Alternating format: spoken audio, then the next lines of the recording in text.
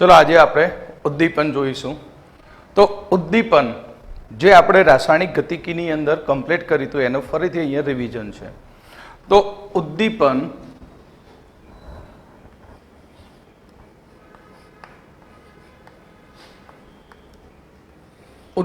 પ્રક્રિયા એટલે ઉદ્દીપકની હાજરીમાં થતી પ્રક્રિયાને કહેવાય ઉદ્દીપન। સિમ્પલ, ઉદ્દીપકની હાજરીમાં થતી પ્રક્રિયાને કહેવાય ઉદ્દીપન કહેવામાં આવે છે। આપણે એની અંદર ઉદાહરણમાં કહ્યું હતું કે પોટેશિયમ ક્લોરેટનું જો આપણે ઉદ્દીપકની ગેરહાજરીમાં વિઘટન કરીએ તો એ પ્રક્રિયા ખૂબ જ ધીમી હોય છે અને આ પ્રક્રિયા એ ખૂબ જ ઊંચા તાપમાને થતી હોય છે। પોટેશિયમ ક્લોરેટ KClO3,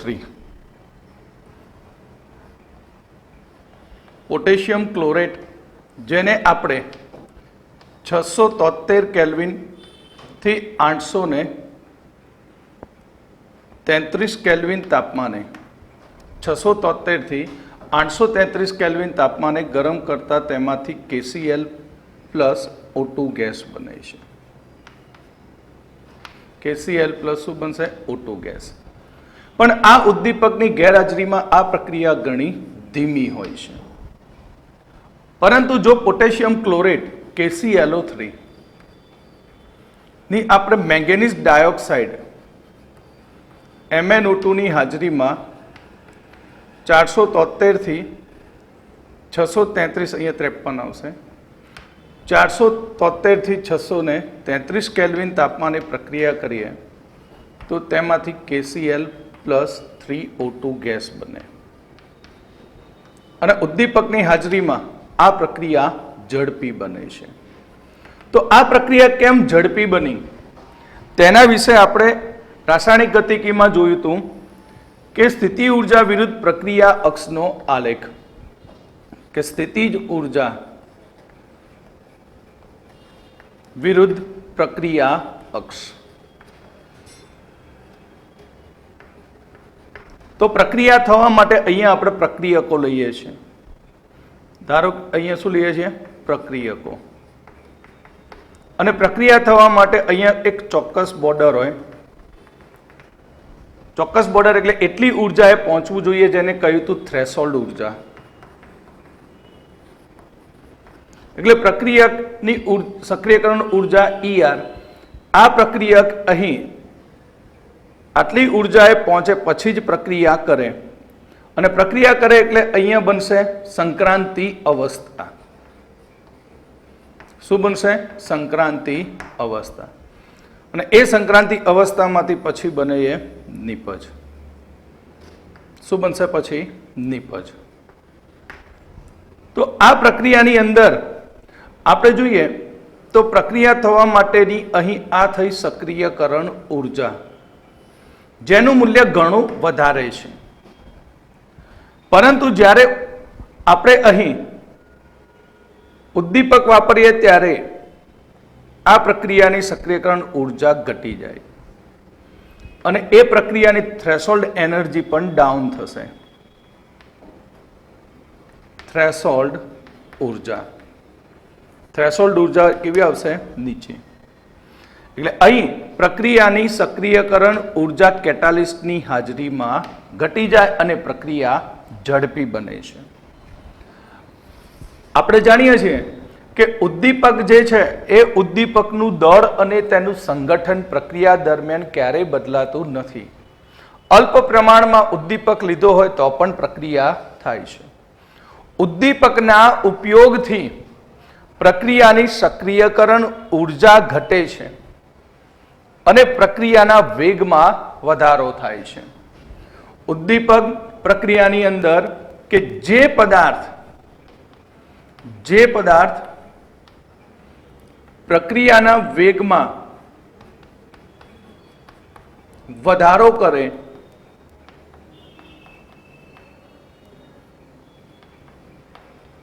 તેને ઉદ્દીપક કહે છે।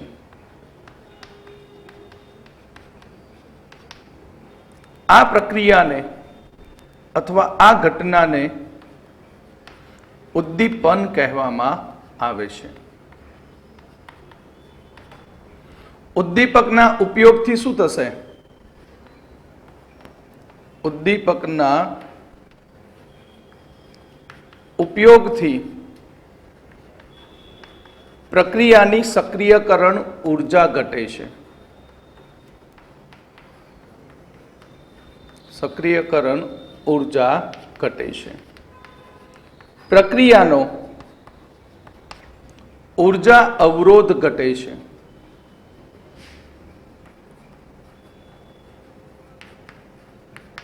સક્રિયકરણ ઉર્જા ઘટી મતલબ પ્રક્રિયાનો આ જે ઉર્જા અવરોધ હતો તે ઉર્જા અવરોધ ઘટી જાય છે. ઉદ્દીપકના ઉપયોગથી પુરોગામી અને પ્રતિગામી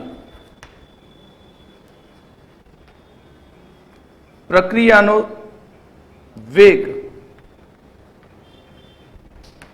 સમાન દરે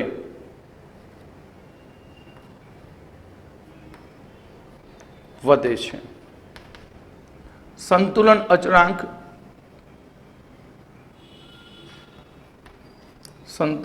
અચળાંક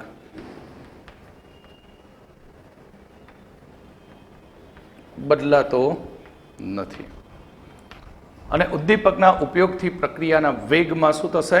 વધારો થાય. અહીં પ્રક્રિયાની અંદર ઉદ્દીપકનું દળ અને રાસાયણિક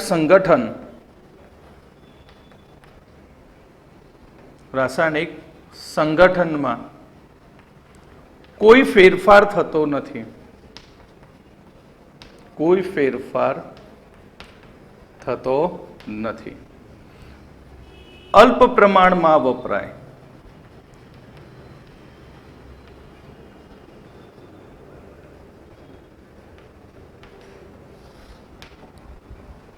ક્લિયર? તો અહીંયા બે વસ્તુ છે. એક ઉદ્દીપકીય પ્રવર્ધક. અહીંયા ઉદ્દીપકીય પ્રવર્ધક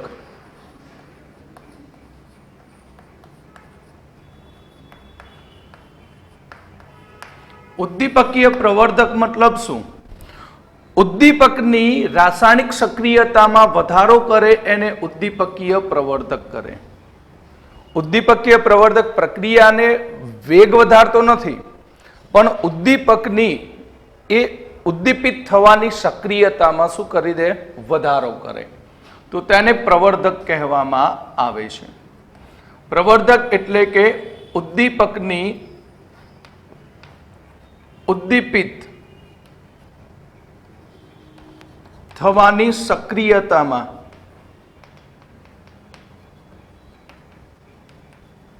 વધારો કરે તેને પ્રવર્ધક કહે છે. એક્ઝામ્પલ તરીકે સલ્ફ્યુરિક એસિડના ઉત્પાદનની અંદર એમોનિયાના ઉત્પાદનમાં N2+ 3H2 gas gives 2NH3 gas. તો હેબર વિધિ દ્વારા એમોનિયાના ઉત્પાદનમાં લોખંડનો ભૂકો ઉદ્દીપક તરીકે વપરાય છે. પણ એની સાથે ઉદ્દીપકની સાથે એમઓ હોય છે, મોલિબ્લેન્ડમ.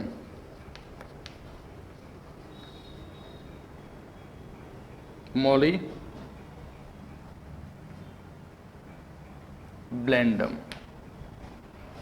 આ મોલિબ્લેન્ડમ જે છે એ ઉદ્દીપક પ્રવર્ધક તરીકે કાર્ય કરે છે. ત્યાર પછી ઉદ્દીપકીય વિષ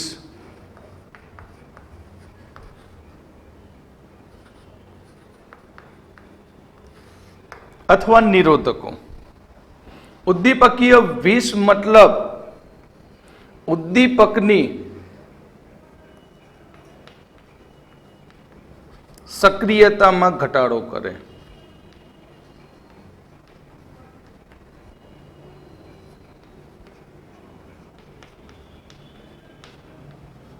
તેને વિષ કહેવામાં આવે છે. તેને શું કહેવામાં આવશે? ઉદ્દીપકીય વિષ. એક્ઝામ્પલ તરીકે સલ્ફ્યુરિક એસિડના ઉત્પાદનની અંદર સલ્ફર ડાયોક્સાઇડનું SO3 માં ઓક્સિડેશન થાય તે માટે પ્લેટિનમ ઉદ્દીપક તરીકે વપરાય છે. પણ પ્લેટિનમની સાથે રહેલી કોપરની અશુદ્ધિ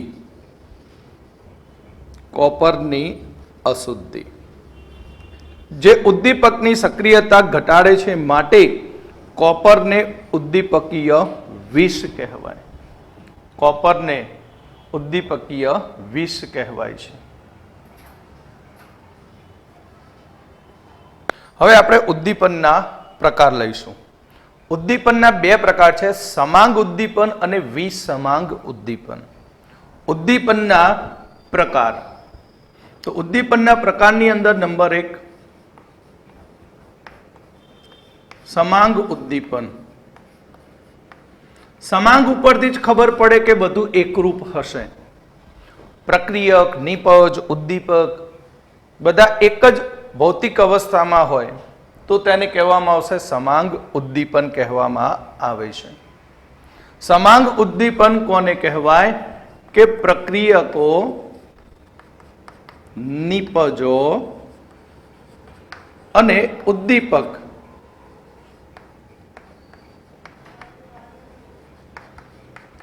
એક જ કલામાં હોય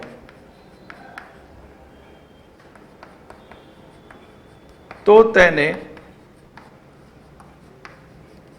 સમાંગ ઉદ્દીપન કહે છે. ઉદ્દીપકો, પ્રક્રિયકો એક જ કલામાં હોય તો તેને કહેવામાં આવશે સમાંગ ઉદ્દીપન કહે છે. તો એના આપણે ઉદાહરણો જોઈએ, એક્ઝામ્પલો. નંબર 1 ઓઝોનનું વિઘટન.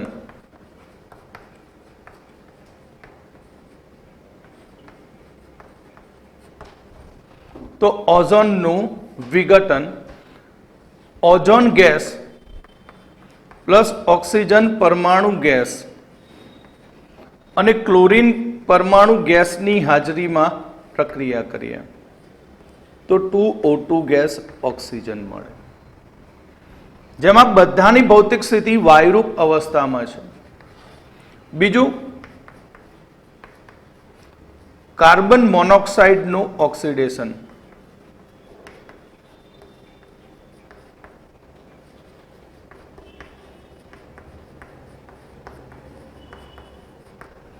તો કાર્બન મોનોક્સાઇડનું ઓક્સિડેશન, તો કાર્બન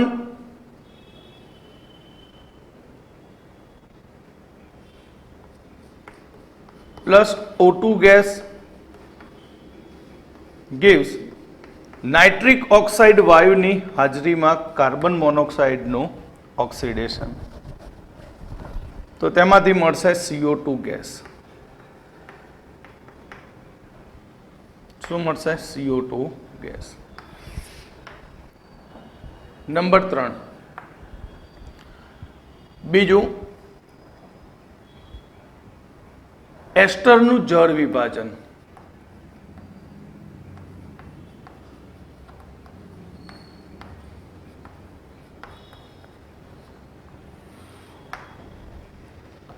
તો એક્ઝામ્પલ તરીકે methyl acetate CH3COOCH3. Methyl acetate.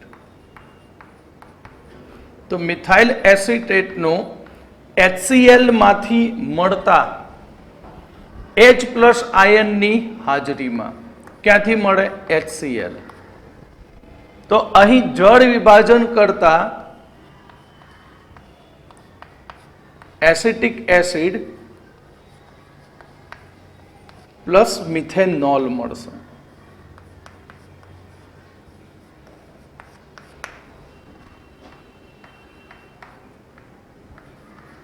બધાની ભૌતિક સ્થિતિ પ્રવાહી અવસ્થામાં, માટે આને સમાંગ ઉદ્દીપન.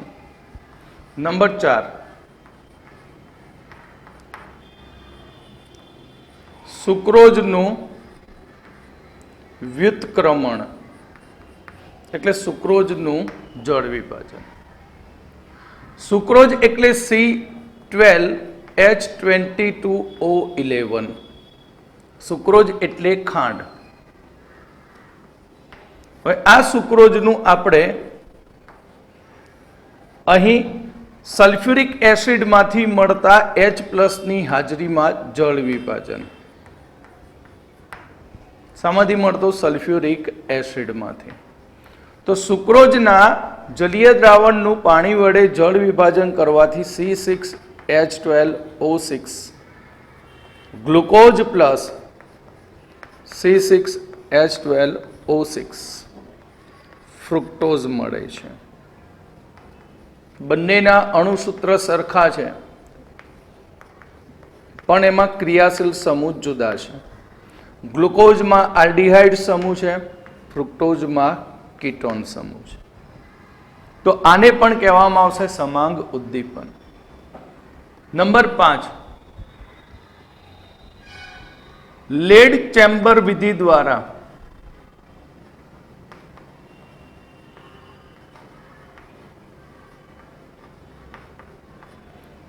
H2SO4 નું ઉત્પાદન.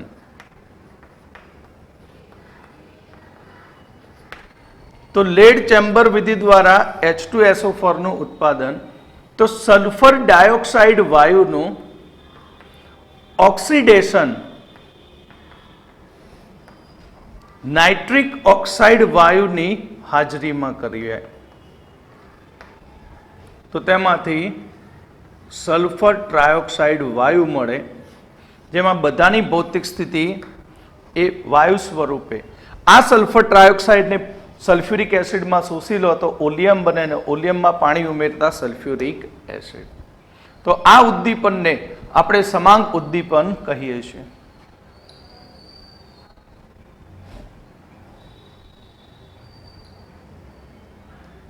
હવે આપણે બીજું ઉદ્દીપન જોઈએ, વિસમાંગ ઉદ્દીપન.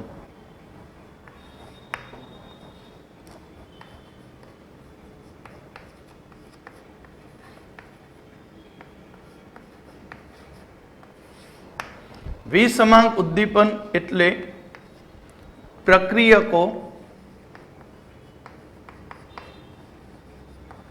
અને ઉદ્દીપક જુદી જુદી કલામાં હોય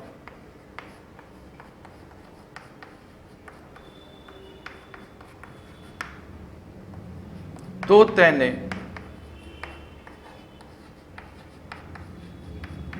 વિસમાંગ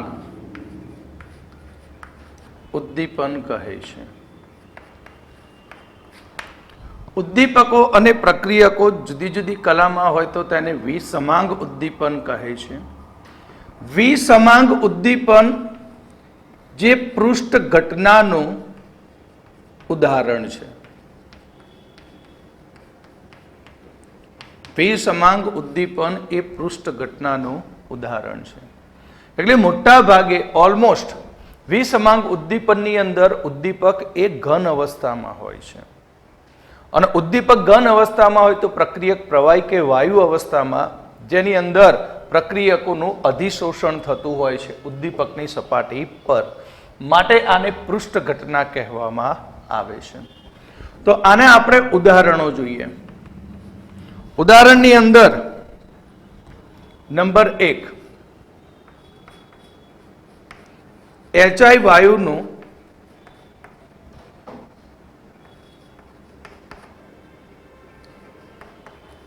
સોનાની સપાટી પર વિઘટન.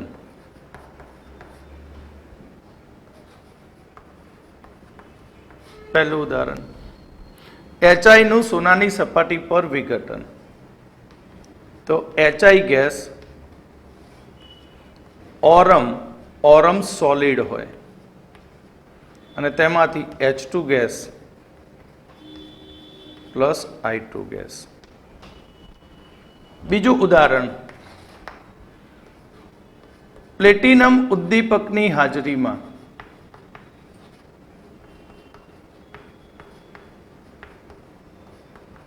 સલ્ફ્યુરિક એસિડનું ઉત્પાદન. બીજું ઉદાહરણ, પ્લેટિનમ ઉદ્દીપકની હાજરીમાં સલ્ફ્યુરિક એસિડનું ઉત્પાદન. SO2 gas plus O2 gas gives platinum solid ને મળશે 2SO3 ગેસ.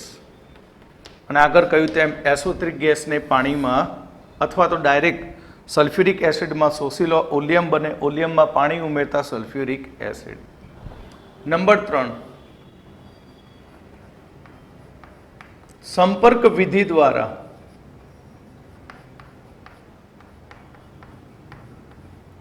H2SO4 નું ઉત્પાદન. તો સંપર્ક વિધિ દ્વારા H2SO4 ના ઉત્પાદનમાં સલ્ફર ડાયોક્સાઇડ વાયુનું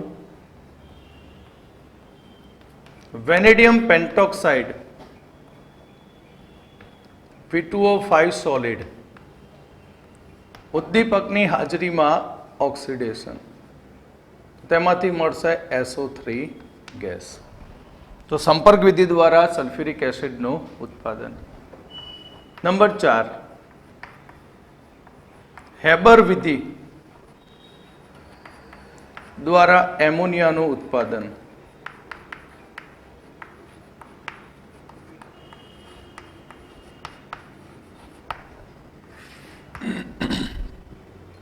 તો N2 ગેસ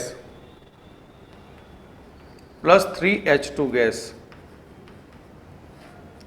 Fe નો ભૂકો સોલિડ, તો 2NH3 ગેસ. નંબર 5,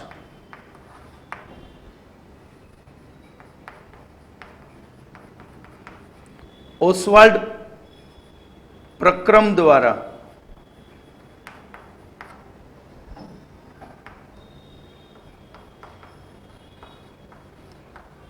HNO3 નું ઉત્પાદન. તો ઓસ્વાલ્ડ પ્રક્રમ દ્વારા HNO3 ના ઉત્પાદનની અંદર અહીં NH3 plus O2 gas gives nitric oxide plus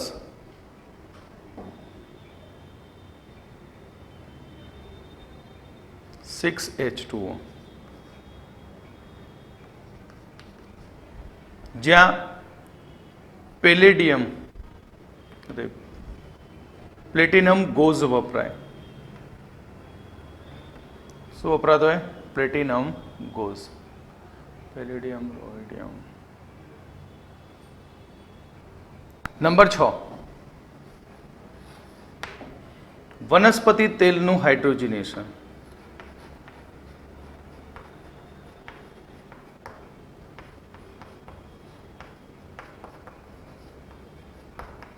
વનસ્પતિ તેલનું હાઇડ્રોજનેશન.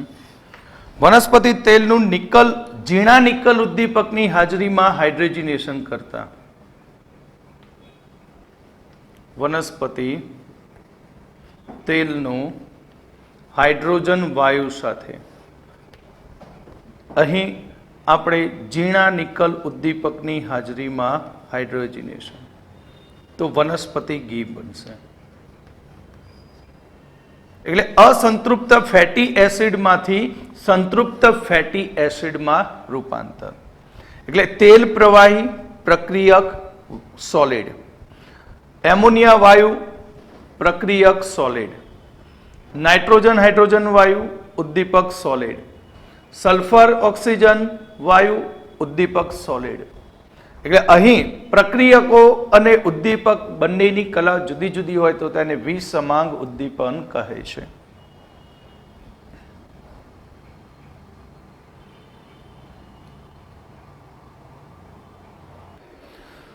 હવે આપણે ખાસ અગત્યના ટોપિક ઉપર જઈએ. વિસમાંગ ઉદ્દીપનની અધિશોષણ સિદ્ધાંત. તો અહીંયા ખાસ અગત્યનો ટોપિક આપણે વિસમાંગ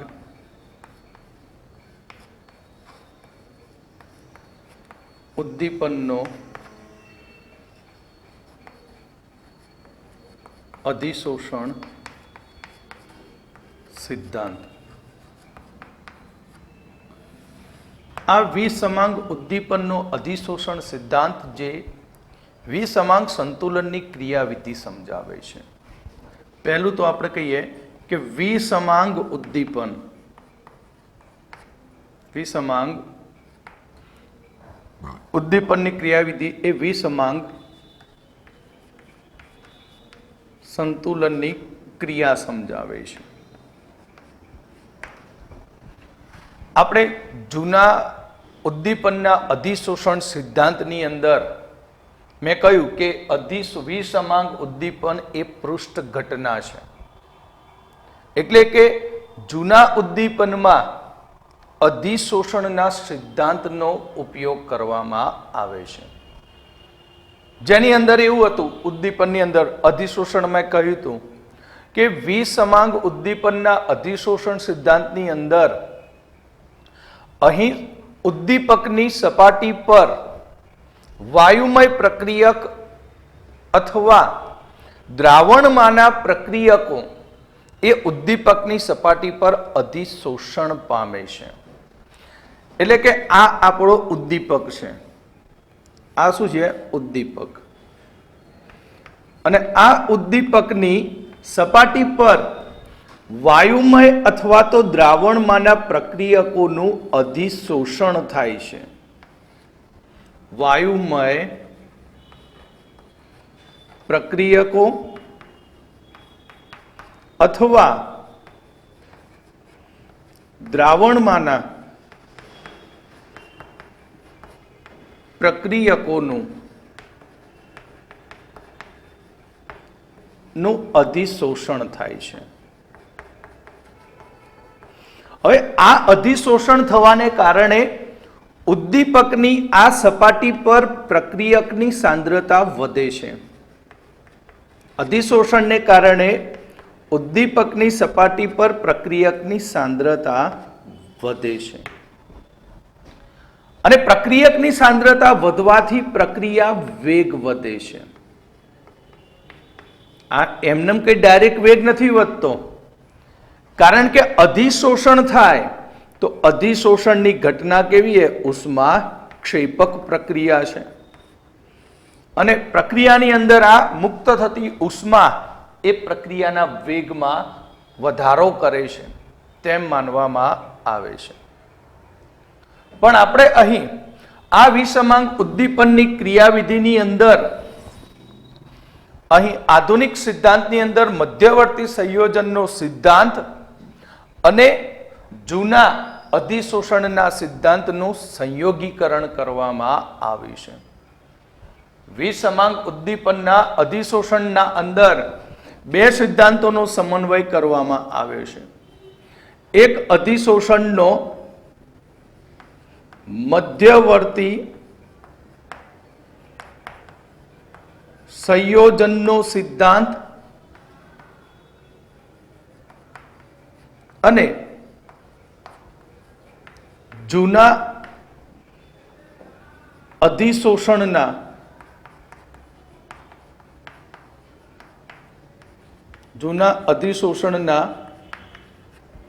સિદ્ધાંતનું સંયોગીકરણ કરવામાં આવ્યું છે. બંનેનું શું કર્યું છે? સંયોગીકરણ. એટલે કે અહીં વિસમાંગ ઉદ્દીપનની અંદર તમે જાણો છો અધિશોષણમાં મેં શું શીખવાડ્યું હતું કે અધિશોષણની અંદર જે ઘન પદાર્થ હોય એ ઘન પદાર્થના ઊંડાણમાં રહેલા પ્રક્રિયકના અણુઓ એ સંતુલન સ્થિતિમાં હોય, પણ સપાટી ઉપરના અણુ ઉપર એક અવશોષી બળ લાગતું હોય છે. શું લાગતું હોય? અવશોષી બળ. એટલે કે અહીં ઉદ્દીપકની સપાટી પરના જે અણુ છે તે અણુઓ એ પ્રક્રિયકો ઉપર એક રાસાયણિક આકર્ષણ બળ લગાવે છે અને એ નિર્બળ આકર્ષણ બળ વડે પ્રક્રિયકના અણુઓ સપાટી ઉપર જમા થાય છે. એટલે ઉદ્દીપક જે છે એ ઉદ્દીપકની સપાટી ઉપર અહીં મુક્ત સંયોજકતા અણુઓ હોય છે. ઉદ્દીપકની સપાટી ઉપર આ રીતે મુક્ત સંયોજકતા અણુઓ હોય છે. બરાબર, મુક્ત સંયોજકતા અણુઓ. હવે આ અણુઓ ક્યાં છે? આકૃતિ આ રીતે, પણ આપણે એને આ રીતે સમજવાની કે આ અંદરના જથ્થાના અણુ નથી, પણ ક્યાં છે? સપાટી પરના અણુઓ છે. તો સપાટી પરના અણુઓ જે છે એની હું ધારો કે A અને B પ્રક્રિયક સાથે પ્રક્રિયા કરું. આ છે ઉદ્દીપક. તો ઉદ્દીપક જે છે એ પહેલા આ બંને પ્રક્રિયકોને પોતાની તરફ આકર્ષી લે.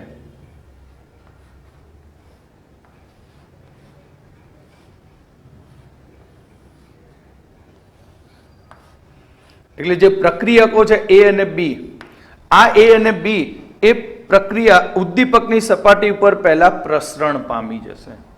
એની ઉપર શું થશે? પ્રસરણ પામશે. પ્રસરણ પામ્યા પછી ઉદ્દીપક તેનું રાસાયણિક આકર્ષણ બળ લગાવી સપાટી પરના મુક્ત અણુઓ તેને જોડી દેશે એની સાથે. એટલે એની સાથે જોડાઈ જશે A અને B પ્રક્રિયકો. અને A અને B આ રીતે મુક્ત અણુઓ સાથે, સંયોજકતા અણુઓ સાથે જોડાઈને મધ્યવર્તી સંયોજન બનાવશે. અને આ મધ્યવર્તી સંયોજન બન્યું અને તરત જ ઉદ્દીપકની સપાટી ઉપર આ બંને વચ્ચેની પ્રક્રિયા શરૂ થાય. અને પ્રક્રિયા શરૂ થાય અને બંને એકબીજા સાથે જોડાઈને ત્યાં નિપજ બનાવી દે. એટલે કે અહીં આગળ શું થશે કે આ જે છે મધ્યવર્તી સંયોજન, એ મધ્યવર્તી સંયોજન ઉપર હવે બંને ભેગા થઈ ગયા અને ત્યાં બની ગયું AB નિપજ. અને AB નિપજ બનીને ત્યાંથી અપશોષણ પામી જશે. અને એ અપશોષણ પામીને ફરીથી મુક્ત અણુઓ કરી દેશે. એટલે ઉદ્દીપકની સપાટી શું કરે? ખાલી કરી દે. અને અહીંયા AB નિપજ છૂટી પડી જાય. AB નિપજ શું થશે? છૂટી પડશે. અને ઉદ્દીપકની સપાટી ખાલી પડે એટલે ફરીથી પાછા A અને B પ્રક્રિયકાની ઉપર આવે. A અને B પ્રક્રિયક ફરીથી આની ઉપર પ્રસરણ પામે. ઉદ્દીપક એના ઉપર રાસાયણિક આકર્ષણ બળ લગાવી અને નિર્બળ બંધ દ્વારા એને જોડી દે અને પ્રક્રિયા થવાની શરૂઆત થાય.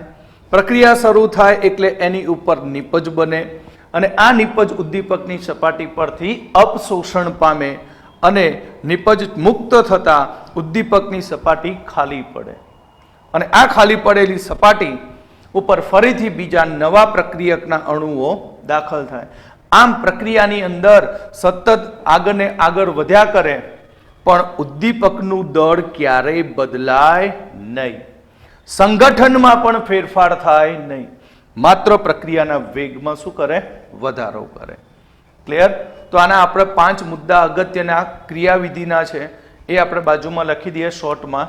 બાકી બધી ઇન્ફોર્મેશન પેમ્ફલેટમાં છે, નોટ્સમાં.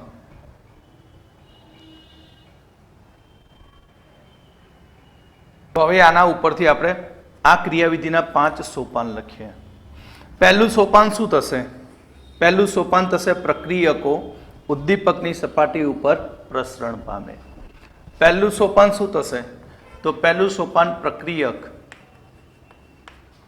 ઉદ્દીપકની સપાટી પર પ્રસરણ પામે છે. ક્લિયર? પ્રસરણ પામે એટલે ઉદ્દીપકની સપાટી પર પ્રસરણ પામતા હોય ત્યારે આ મુક્ત સંયોજકતા અણુઓ અહીં પ્રક્રિયકનું શું કરે? અધિશોષણ કરે. શું કરી દેશે? અધિશોષણ કરે પહેલા. એટલે બીજા સોપાનની અંદર પ્રક્રિયકનું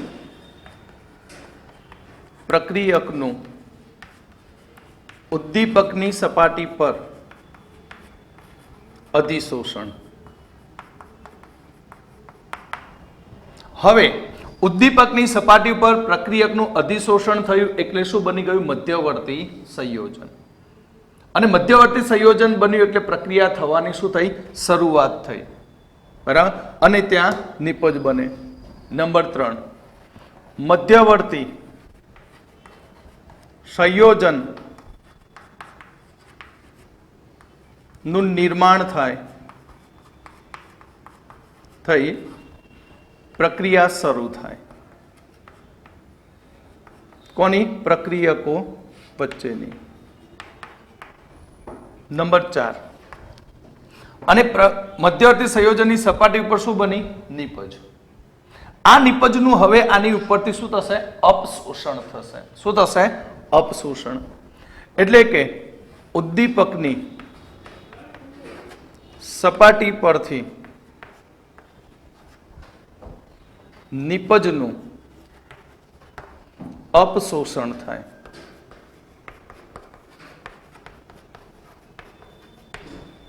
ક્લિયર? નંબર 5, નંબર 5 ની અંદર આખી ઇન્ફોર્મેશન ભેગી લખી દઈએ કે ઉદ્દીપકના મુક્ત સંયોજકતા અણુઓ કે જે એક રાસાયણિક આકર્ષણ બળ ધરાવે છે, તેની સાથે પ્રક્રિયકો એ નિર્બળ બંધન વડે જોડાય છે.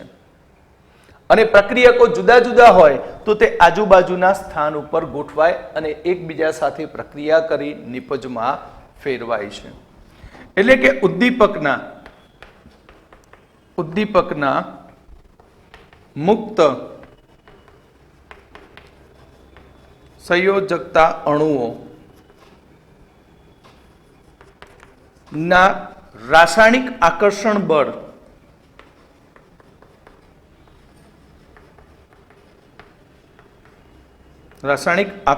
બળથી ચાહે વાયુમય હોય કે દ્રાવણમાંના પ્રક્રિયકો નિર્બળ બંધન બનાવે છે, નિર્બળ બંધન દ્વારા જોડાય છે. અને જુદા જુદા પ્રક્રિયકો હોય તો તે આજુબાજુના સ્થાનમાં ગોઠવાય અને પ્રક્રિયા કરી અને નિપજમાં રૂપાંતર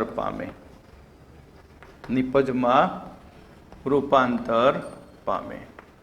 અને આ નિપજનું ત્યાર પછી અધિશોષણની ઘટના ઉષ્માક્ષેપક છે અને ઉષ્માક્ષેપક પ્રક્રિયા દરમિયાન ઉત્પન્ન થતી ઉષ્માને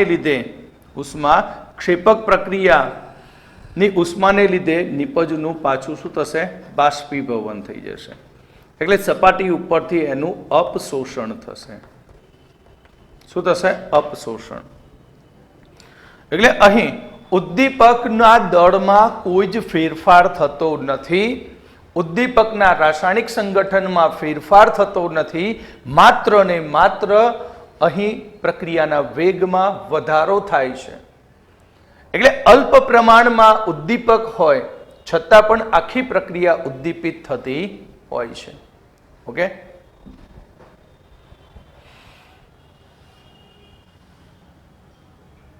હવે ઉદ્દીપકની આપણે ખાસિયતો જોઈએ તો ઘન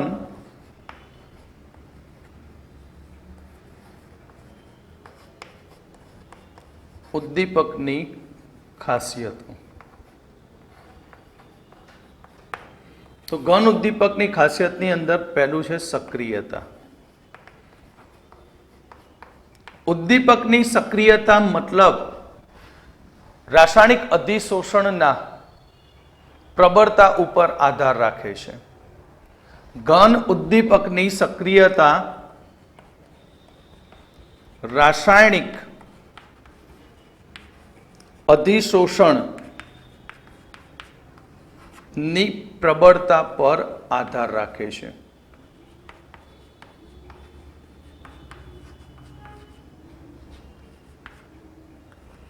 એટલે કે પ્રક્રિયકો જે છે એ પ્રક્રિયકો ઉદ્દીપકની સપાટી ઉપર પ્રબળતાથી અધિશોષણ પામતા હોવા જોઈએ. એટલે કે આ ઉદ્દીપક છે, આ ઉદ્દીપક છે અને ઉદ્દીપકની સપાટી ઉપર આ જે પ્રક્રિયકના અણુઓ છે એ પ્રક્રિયકના અણુઓ પ્રબળતાથી તેની તરફ અધિશોષણ પામતા હોવા જોઈએ. પણ શરત છે કે આ પ્રક્રિયકોનું અધિશોષણ એટલી બધી પ્રબળતાથી થવું ન જોઈએ કે તે ગતિશીલ જ ના રહે. એટલે આ જે પ્રક્રિયકો છે એ પ્રક્રિયકનું અધિશોષણ એ ખૂબ જ ઉગ્રતાથી થવું જોઈએ નહીં. જો ઉગ્રતાથી થાય તો પ્રક્રિયકોની ગતિ સ્થિર થઈ જાય અને એક સાથે બધા પ્રક્રિયકો ઉદ્દીપક સાથે એકદમ ચોંટી જાય અને રાસાયણિક બંધ બનાવી દે, જેથી બીજા પ્રક્રિયકોને જગ્યા મળી શકે નહીં. સમજણ પડે? પ્રક્રિયકો જે આવે છે એ અધિશોષણ દ્વારા એ એટલી બધી પ્રબળતાથી ઉદ્દીપકની સપાટી ઉપર આવવા ન જોઈએ કે જેથી બીજા પ્રક્રિયકોને ઉદ્દીપકની સપાટી ઉપર સ્થાન મળે નહીં. જો ખૂબ જ ઝડપથી અધિશોષણ પામી જાય તો ચોંટી જાય. એટલે પ્રક્રિયકોની ગતિ કેવી થઈ ગઈ? સ્થિર. સ્થિર થઈ ગયા પછી એ પ્રક્રિયકો પ્રક્રિયા કરી શકે નહીં. ક્લિયર? એટલે ધીમે ધીમે ગતિશીલ થવા જોઈએ, નજીક આવે, પ્રક્રિયા કરે, દૂર થાય, પછી બીજા પ્રક્રિયકો આવે. નહીં તો ખૂબ જ પ્રબળતાથી અધિશોષણ થઈ ગયું હોય તો બીજા પ્રક્રિયકો પ્રક્રિયામાં ભાગ લઈ શકે નહીં. આ ઘન ઉદ્દીપકની સક્રિયતા જોઈએ તો ઘન ઉદ્દીપકની સક્રિયતા સમૂહ 5 થી 11 સુધીના તત્વોની સક્રિયતા 5 થી 11 સુધીના તત્વોની સક્રિયતા એ સમૂહ 11 તરફ જતા વધે છે. સમૂહ 11 તરફ જતા વધે છે અને એમાં પણ ખાસ કરીને સમૂહ 7, 8, 7, 9 ના તત્વો જે વધારે પ્રમાણમાં વપરાય છે ઉદ્દીપક તરીકે. તો અહીંયા આપણે યાદ રાખવું પડશે. પાંચમો સમૂહ 5 થી 11 સમૂહના તત્વો કયા? કારણ કે એ તમારે જી નીટની એક્ઝામમાં પૂછી શકાય. તો અહીંયા ઉદાહરણ તરીકે લેવું હોય તો એક્ઝામ્પલ તરીકે H2 gas plus 1/2 O2 gas, તો પ્લેટિનમ ઉદ્દીપકની હાજરીમાં તો બનશે H2O. શું બની જશે? H2O. તો અહીં આપણે યાદ રાખીશું તો એની અંદર આવર્ત 3, આવર્ત 4, આવર્ત 5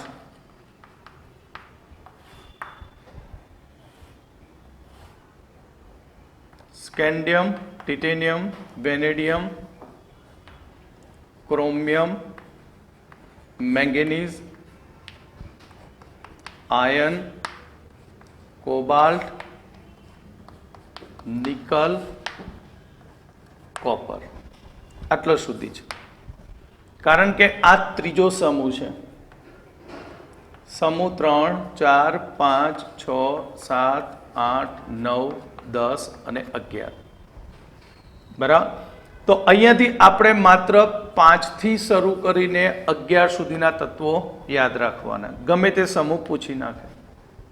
તો આને યાદ રાખવાનો ચોથો યત્રિયમ, यार जरा निभाना, मौत तक, रुकावट राह में पड़ेगी, आगे कूद जाना. बराबर? तो आ रीते तमे याद रखो. यार जरा निभाना, मौत तक, रुकावट राह में पड़ेगी, आगे कूद जाना. क्लियर? त्यार पछी पांचमो आवर्त ला हफ्ता हफ्ता वरना रे उसी से इधर पिटाई और होगी. तो आ रीते तमे अहीं आवृत्त प्रमाणे 5 થી 11 સમૂહને યાદ રાખી શકો. આમાંથી ગમે તે ક્વેશ્ચન પૂછી શકે. એમ પૂછે કે ઉદ્દીપનની સક્રિયતામાં સમૂહ 5 ના તત્વો કયા, સમૂહ 7 ના તત્વો કયા, સમૂહ 8 ના તત્વો કયા છે. હવે આપણે ઉદ્દીપકની વર્ણાત્મકતા.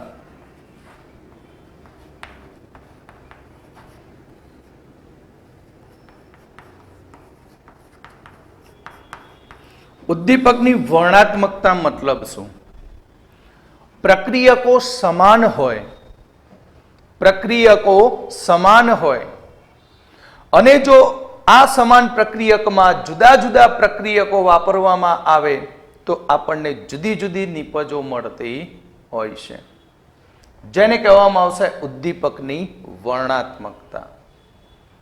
એટલે કે તમારે પ્રક્રિયકમાંથી કયા પ્રકારની નિપજ મેળવવી છે એ નિપજ ઉદ્દીપક ઉપરથી નક્કી કરી શકાય, જેને કહેવાય ઉદ્દીપકની વર્ણાત્મકતા. એક્ઝામ્પલ જોઈએ તો ઉદ્દીપકની વર્ણાત્મકતામાં carbon monoxide plus 3H2 gas અને નિકલ ઉદ્દીપકની હાજરીમાં પ્રક્રિયા કરું તો તેમાંથી મિથેન વાયુ મળશે પ્લસ H2O. હવે પ્રક્રિયક એમને એમ સમાન જ રાખીએ, CO gas plus 2H2 gas, પરંતુ ઉદ્દીપક તરીકે લઈશું Cu, ZNO, Cr2O3. તો આ ઉદ્દીપકની હાજરીમાં પ્રક્રિયા કરીએ તો મિથેનોલ મળશે. એટલે મિથેનોલ બનાવવા માટે આ રીત વાપરી શકાય. CO plus H2, CO gas plus H2. જો કોપર ઉદ્દીપક રાખું તો ફોર્માલ્ડીહાઇડ નિપજ મળશે. કઈ નિપજ મળશે? ફોર્માલ્ડીહાઇડ. બરાબર. એટલે તમે જોઈ શકો કે પ્રક્રિયકો એક જ પ્રકારના છે પણ ઉદ્દીપક જુદા જુદા વાપરવાથી નિપજ જુદી જુદી મળતી હોય છે. એટલે કે આ પ્રક્રિયામાં ઉપયોગી બનતો ઉદ્દીપક એ નીચેની પ્રક્રિયા માટે ઉપયોગી બનતો નથી અને આ પ્રક્રિયામાં ઉપયોગી બનતો ઉદ્દીપક એ નીચેની પ્રક્રિયામાં બિન ઉપયોગી બને છે અથવા નિરુપયોગી બને તો આને કહેવામાં આવશે વર્ણાત્મકતા કહેવામાં આવે છે. શું કહેવામાં આવશે આને? વર્ણાત્મકતા. મિથેન, મિથેનોલનું ઉત્પાદન અને ફોર્માલ્ડીહાઇડ.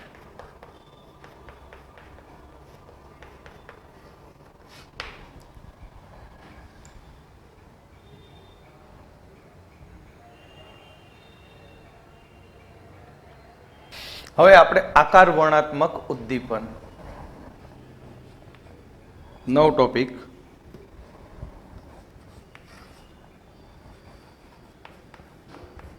આકાર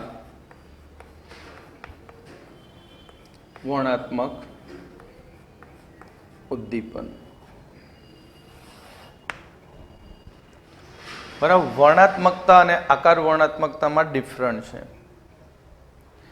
જે ઉદ્દીપન ઘટના ઉદ્દીપકની છિદ્રારુ રચના, પ્રક્રિયક અને નિપજના અણુઓના કદ અને આકાર ઉપર આધાર રાખે તેને આકાર વર્ણાત્મક ઉદ્દીપન કહે છે. આકાર વર્ણાત્મક ઉદ્દીપન એટલે કે ઉદ્દીપન પ્રક્રિયા ઉદ્દીપકની છિદ્રારુ રચના, પ્રક્રિયકો અને નિપજના અણુઓના કદ અને આકાર પર આધાર રાખે તેને આકાર વર્ણાત્મક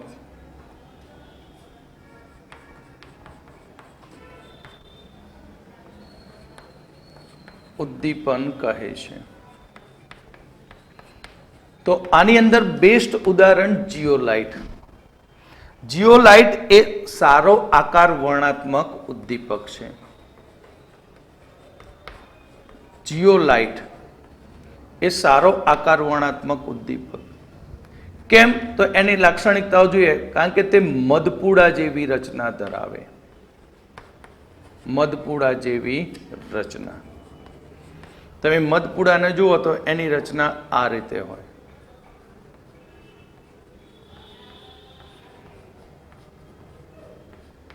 એટલે આની અંદર શું જોવા મળે? છિદ્ર. એટલે જીઓલાઇટ એ આકાર વર્ણાત્મક ઉદ્દીપક છે, મધપૂડા જેવી રચના ધરાવે, એલ્યુમિનો સિલિકેટ સંયોજન, એલ્યુમિનો સિલિકેટ સંયોજન, ત્રિપરિમાણીય રચના ધરાવે. તો ત્રિપરિમાણીય રચનાની અંદર એસઆઈ પરમાણુનું સિલિકોન પરમાણુનું એલ્યુમિનિયમ વડે વિસ્થાપન થાય.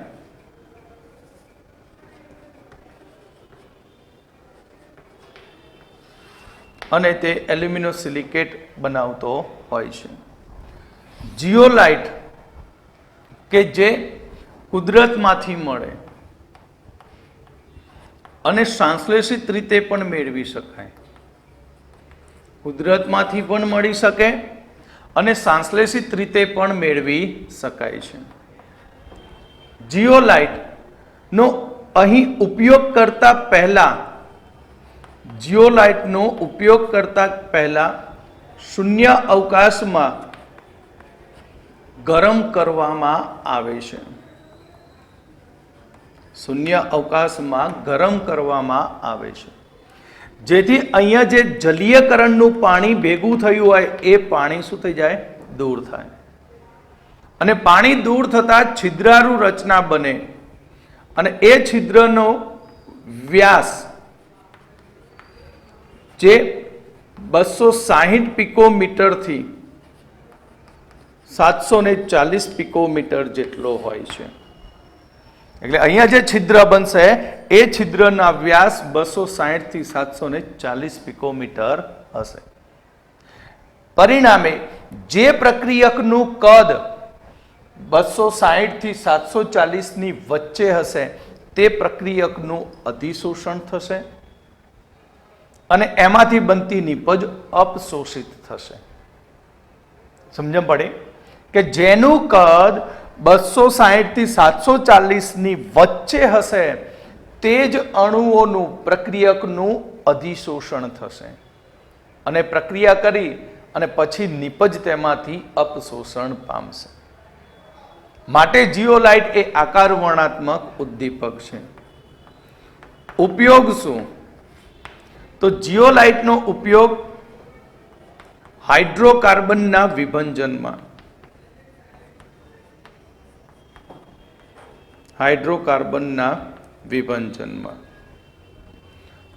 હાઇડ્રોકાર્બનના સમઘટકીકરણમાં જીઓલાઇટની એક અગત્યનો ઘટક છે ZSM5. આ ZSM5 જે આલ્કોહોલનું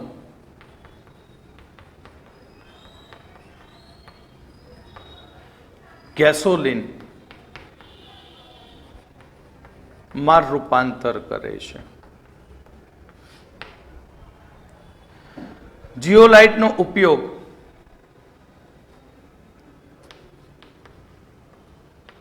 કઠિન પાણીને નરમ કરવા આણ્વીય ચારણી તરીકે થાય છે. તો આ હતો જીઓલાઇટના ઉપયોગો અને જીઓલાઇટનો આકાર વર્ણાત્મક ઉદ્દીપન ગુણધર્મ.